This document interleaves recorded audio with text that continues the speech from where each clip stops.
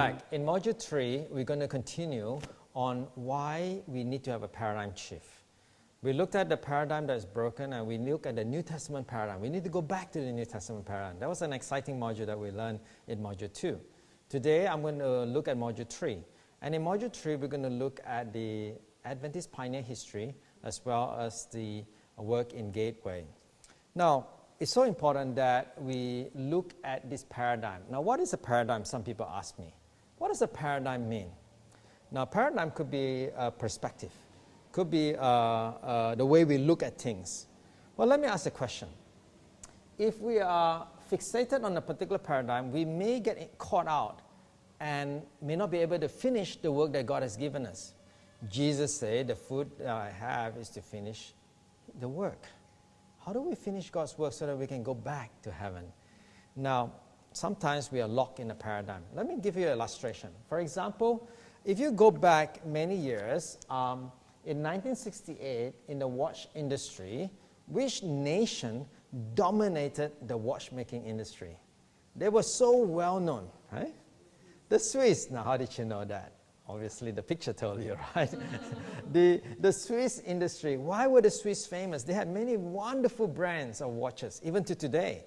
You have Rolex, you have Tag Heuer, you got Raymond Weir, you got all these fantastic brands. What were the Swiss famous about their watch? What were they famous about it?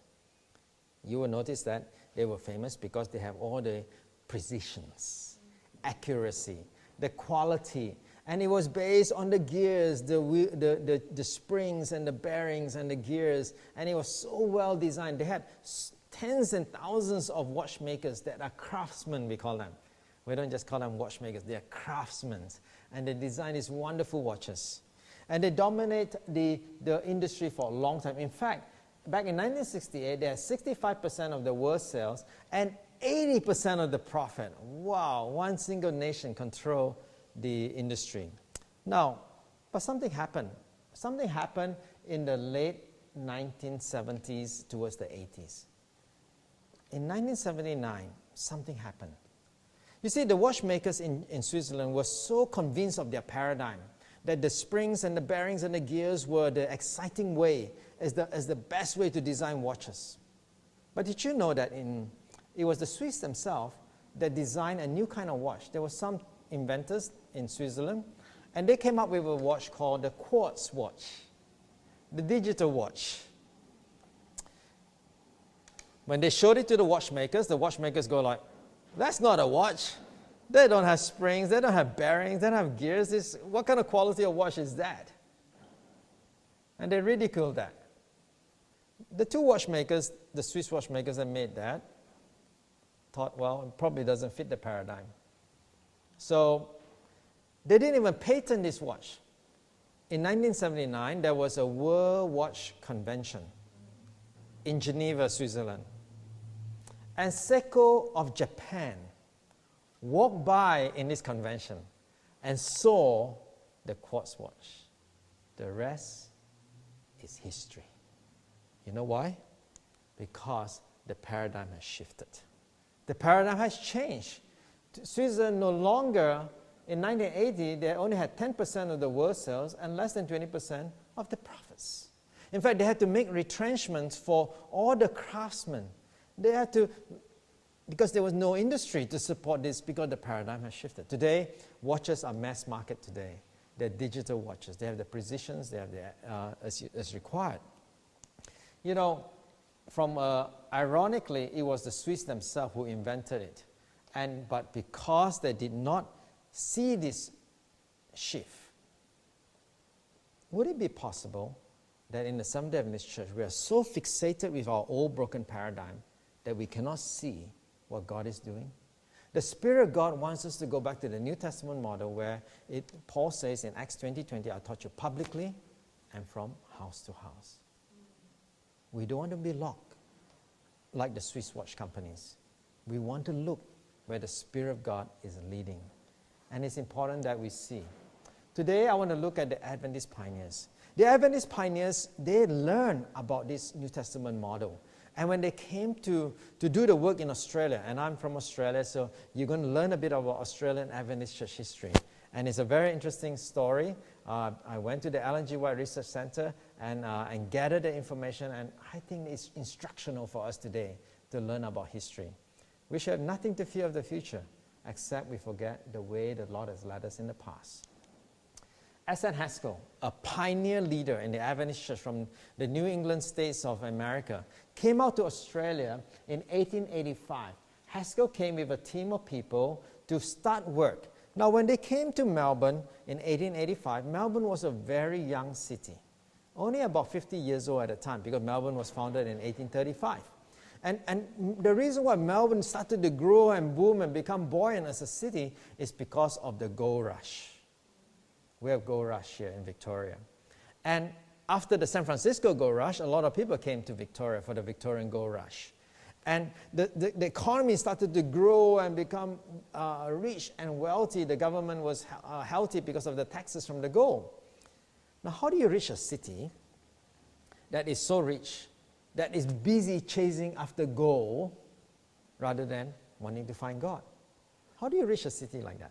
How do you reach a country like Australia that is, in back then, that is so fixated on wealth and money rather than know about God?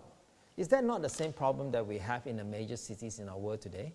Where society are so busy, whether you're in Bangalore or whether you're in Bangkok or whether you're in Brisbane or whether you're in Buenos Aires, the reality is that people in the city are busy. And they're chasing wealth and they're chasing gold. The same applied with our pioneers back in Australia. How do they reach the city? To make it even more challenging, when they came to Australia, there was no Seventh-day Adventist presence at all. Not a single Seventh-day Adventist church. They were really pioneers. There were no Adventist schools or colleges or hospitals. They don't even have a food company called Sanitarium. They don't even know what Weet-Bix is all about because there's no such things. Today we have these brand products in Australia that everybody knows that are owned by the Seventh-day Adventist Church. How did these pioneers do the work? Let's study the history. When they came, 5 families to Australia in 1885, when you go back in the literature, you will notice they conducted 3 major things to do outreach in the city of Melbourne. Number 1, they proclaimed the word in evangelistic meetings. Number 2, they did literature distribution, house to house, literature distribution. Number 3, they did home Bible readings. And within 1 year only, within 1 year, these 5 families planted a church with 90 people. Wow! Isn't that awesome? That in 1 year, you can plant a church in 90 people. You know, we've been working in the city of Melbourne, and we've been working hard to plant churches in Melbourne, you know, Gateway City, Gateway West, and Gateway East. And we know it took multiple years to get there. But here, the pioneers in 1 year had 90 people. In the second year, they had 200-some people. And 6 years later, when Ellen White came in 1891, there were 700 members in multiple churches. Wasn't that an explosion? That is an incredible explosion. Today, this church building, the North Fitzroy Seventh-day Church, is the oldest church building in mainland Australia, and it does exist. It was there when our pioneers started this work. How did they grow the work so rapidly? 3 simple methods: evangelistic meetings, literature ministry, and home Bible readings. Let's go further. Haskell reported, I was really blessed when I went to the research center to pick up a report that S.N. Haskell wrote. Haskell wrote a report to the General Conference. The General Conference is our church leaders in America, and he wrote a report, and I have a copy here, and he wrote a report of the 1 year after coming to Australia. And this fantastic report, I read through thoroughly, and it's interesting because in this report, you'll find the methods that they chose for evangelistic outreach there. And this is what he said in part of the report. 3 ministers began a home visitation program. Where did they go? Homes. Did you notice they're using the New Testament paradigm? Giving Bible readings and holding cottage meetings in every opportunity. Now, Bible readings is a very interesting concept. Bible readings is basically a little book that they carry, and this book has 300 topics. And there's a question, Bible verse, question, Bible verse, question, Bible verse. For each topic, there are probably about 10 questions and about 10 Bible verses to support the answer to that topic. And they will go to homes and run Bible readings.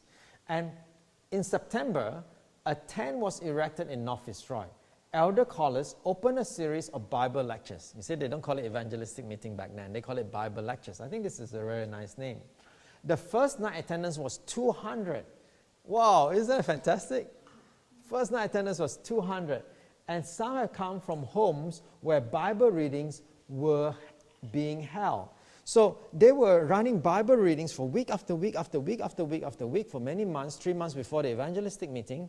And they ran a Bible lecture and they invited the people to come to this evangelistic meeting. Can you see? This is Acts 20:20. They did house to house and they did proclaim the word publicly. They learned well, didn't they? Haskell tells us in his report that when the evangelistic meeting was running, the Bible lectures were running, testing truth was presented like the Sabbath and stewardship and state of the dead and so on. The people that stayed behind, the people that see through the whole series are those mainly from the home Bible readings. Because they have relationship, they have friendship. Too often we run public evangelistic meeting and we don't have relationship with the people that come. And so when the testing truths are presented, people are concerned. They don't know who we are. And so they decide to back away and don't come to the meetings. It is so different when you have relationship with them week after week after week, and you bring them as friends to the meetings. Even though when they hear difficult truths, as the Spirit of God convicts them, because they have seen the truth in the lives of their friends, they say, I need to consider this. They're not some weird people. I need to consider this. Because people do live it out in the weeks before the meeting. So this concept of going hand in hand is so important. And I see this in the work of our pioneers.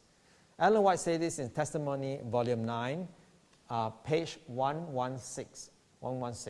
The work of God in this earth can never be finished until the men and women comprising our church membership rally to the work and unite their efforts with those of ministers and church officers. You know, many pastors, many church leaders use this quotation and say, oh, you know, you cannot just rely on the pastors and the church leaders to do the work. You cannot just rely on the paid clergy to do the work. And they use this quotation a lot. But this quotation has a context. She not only tells us that we cannot just rely on ministers and church officers. We need the whole church to work together. But how do we get the whole membership, how do we get the whole group of people to work together? Ellen White gave us some counsel to this. She tells us that the way to work it together is when we can rally them, we can equip them. And one of the ways, she says, is to put them into home Bible readings. Hundreds will go to the homes visiting the various places. Now let me go into and explain how the work, how in Gateway we use this method as well. In the Gateway model, it started off back in 1999. Back in 1999, in the city of Melbourne, there is a group of young people that were studying at the universities and colleges in the city. They were attending church probably about an hour away by road or probably an hour and a half by public transport to a church. When I came back to Melbourne in 1999 after working in Asia Pacific, I was approached by the young people that said, Johnny, can we get a bus? Can we as a church buy a bus? We drive all the way to the city, pick up all our friends, and drive them to church an hour away. Imagine your new friends coming to church. Do you think a new friend, a seeker, a non-believer, a non-Adventist, would travel by public transport an hour and a half to come to your church? Probably not. It's too inconvenient. So they said, let's get a bus and let's go pick them up. But even that, it would take an hour. I said, do you want me to go to the church board and ask for a bus? And that's going to be quite challenging because, you know, when you go to the church board and ask for a bus, I'm sure that they will ask all the good, important questions like, who's going to clean the bus? Who's going to drive the bus? Who's going to pay for the bus? Right? There's so many good questions. But we prayed and we prayed and said, Lord, how do we reach out to our friends in the city? So every week, these young people, 19 to 22 years old, begin to pray together, asking God's vision and God's way. And what a blessing. When we got to know this group of young people, we began to work with them. Originally, they were meeting in this church, and they will gather there every Friday night. Now, at that time, we did not have care groups at all. Everything was centered around the church. All the activities was in the church. All the programs was in the church. And it was not in the homes at all. On Friday night, they would have a gathering called Friday Night Vespers. And they will gather together and they will meet in the church. And on Friday night, it was great. We have about 50 people attending. And when you arrive to 50 people, there's a sense of like, we've arrived. We've got a group of young people. We can hang out. We're happy. We don't need to grow anymore. And many of the leaders say to me, the young people say, we can make friends, but we do not know how to share the message to them. We can invite them to camps and basketball and sports and activities and social, but we don't know how to share the gospel to them. So in April 2000, we decided to run a revival program. Because the church was like an average regular church that is just running meetings on Friday nights, on Vespers and Sabbath school and Saturday and so on. But there needs to be a revival in the hearts of people. So we decided to run a revival program. And revival is by the word. That Seventh-day Adventist Church, I believe, is not merely a church. I believe the Seventh-day Adventist Church is a movement called by God, a prophetic movement raised by God to proclaim the message for this generation. Because Jesus is coming soon. We need to urgently go out. And we have a unique value proposition. We've got a unique message to give to the world. And this message is the everlasting gospel, the three angels' message today. So we began to run a revival meeting. We brought in a revival speaker to teach the Bible. Ellen White gave us this concept clearly, as we read in her writings in Education. In the book Education, Ellen White has explained to us the steps on how we can help revive churches. And when we understand this step, it will help us to help our local churches. Look at this quotation here in Education, page 191. The book of Revelation, in connection with the book of Daniel, especially demands study. Let every God-fearing teacher consider how most clearly to comprehend and to present the gospel that our Savior came in person to make known to his servant John. Ellen White says we need to study this book, Daniel and Revelation. Why? Because this book, if we study in a Christ-centered manner, study not just the prophecies and all the beasts and all that, but to study who the Lamb of God is, to study in a Christ-centered manner, there will be revival in the hearts of our young people and our members of our church. When the real love of the Bible is awakened, step number 2, the student begin to realize how vast in the field and how precious it is treasure. He would desire to seize upon every opportunity for acquainting himself with God's word. Wow, when there is a revival, when we study Daniel and Revelation, the people's heart will be awakened. Step number 3 that we did, Education, page 192. Let the youth of today, the youth who are growing up with the Bible in their hands, become the recipient and the channel of its life-giving energy. What streams of blessing will flow forth to the world? You see, when we study the book of Daniel and Revelation, we understand the time that we live in. We understand the gospel message. We understand the three angels' message. When it's awakened in our life, and we got something to share, we're excited to go out to share. And these are the 3 steps she showed us. And we apply these 3 steps with this group of young people. And we also begin to train them in care groups, in small group ministry, teaching them every Thursday evening, group dynamics, Bible knowledge, and reading the Bible. And we use the book Evangelism by Ellen White as our textbook. And we begin to teach them how to run care groups. It is so important that our members understand the uniqueness of the Adventist message. Too often, when you ask young people in the Adventist church, too often when you ask them, why do you go to church on Saturday? Why do you go to church on Saturday? Some people just say, oh, I go to church on Saturday because my parents go to church on Saturday, so I go to church on Saturday. Too often, we don't understand the uniqueness of the Adventist church message. It is critically important that we understand what it is. Some of them may be more learned, biblically learned, and you might ask them, why do you go to church on Saturday? And they go like, oh, well, because it is the Sabbath. So I go to church on Saturday. Okay, that's a good answer. So, but then there are several other churches that go to church on Sabbath as well. So why are you not, for example, a Seventh-day Baptist compared to a Seventh-day Adventist? What's the difference between a Sabbath of the Seventh-day Baptist compared to the Sabbath of the Seventh-day Adventist? You see, when our members and our young people don't understand this from the Word of God, they do not understand the uniqueness of the Adventist message, they have no, I tell you, they have no zeal, no burden to share. But if they believe in something unique, they have a desire to share it. This is the first step. Too often we say, oh, I want to learn how to run care groups. I want to launch a care group straight away. No. If you want to launch a care group straight away, we better understand what is unique about the Adventist message. We've got to be excited what we have. Seventh-day Baptists believe in creation. Sabbath was in creation. They believe in the Ten Commandments, that the Sabbath was in Ten Commandments. They believe that the Sabbath is in the Old Testament. They believe that Jesus kept the Sabbath. They believe that the apostles kept the Sabbath. What is the difference? Seventh-day Adventists believe the same as well. It's in creation, it's in the law, it's in the Old Testament, it's in Jesus' time, it's in the apostles' time. We believe the same. But what is the difference between one and the other? My friends, there is a difference. Seventh-day Adventists not only believe all that, but we also believe the Sabbath is in the first angel's message. Fear God, give glory to Him, for His hour of His judgment is come. Worship Him. It's an issue of worship. Seventh-day Adventists believe the Sabbath is in the second angel's message. Babylon has fallen. Babylon has fallen. There's confusion out there, but God is certain. The Sabbath is to be remembered, not to be confused. It is in the third angel's message that either we worship the beast or we worship the true God of heaven, the Creator God. Evolution and all these other theories are pushing God away.